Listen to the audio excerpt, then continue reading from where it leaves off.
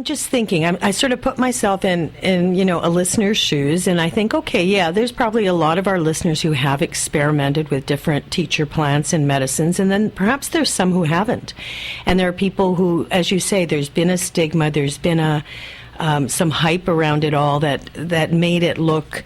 that it was abused in terms of a recreational form of interaction. So I'm sort of starting at the beginning and going, okay, what is this? It's been around for a long time, and what exactly, you said we start with intention, but I'm wondering what else you mean by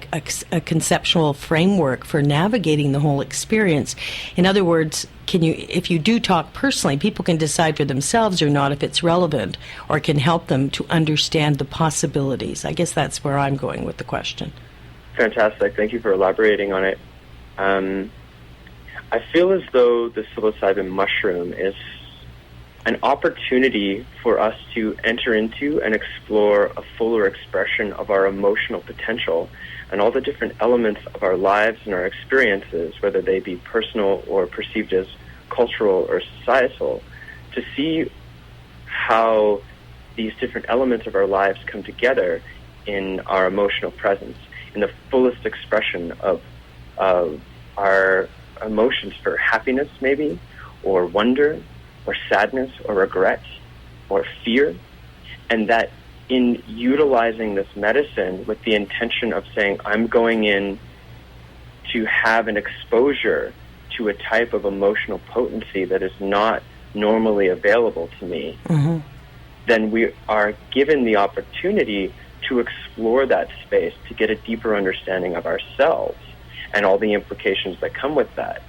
However, being that in our culture they're so strongly stigmatized, we find ourselves in a situation where what we're offered about these, quote-unquote magic mushrooms is it's tripping out, or you take it at a party and it's strange, and you're given all these incredibly new, experiences of emotion, of relationship to either yourself or to another person or to a plant or to what some people might call God, and we don't understand it, and so we seek to the nearest thing we have to explain it in regards to what we just took, and the cultural dialect for the most part is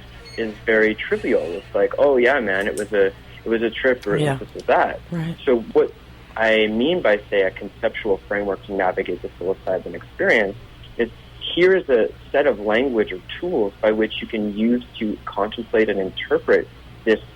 drastically new and novel experience in a way that can make it directly applicable to yourself. And once you enter in with this mentality of what I am seeing is a true and honest expression of my deep emotionality, and I am exploring that in a sense of surrender to whatever it brings forth to me, whether it be positive, as in a light feeling or a dark feeling, then we take much more from it, and it becomes directly applicable to our lives and our journey, and what I reference in the book as psychospiritual maturation, or the means by which we become more confident to consciously embody a deeper essence of our truest, unhindered, unconditioned self. Well, say that. There you go. That sounds awesome.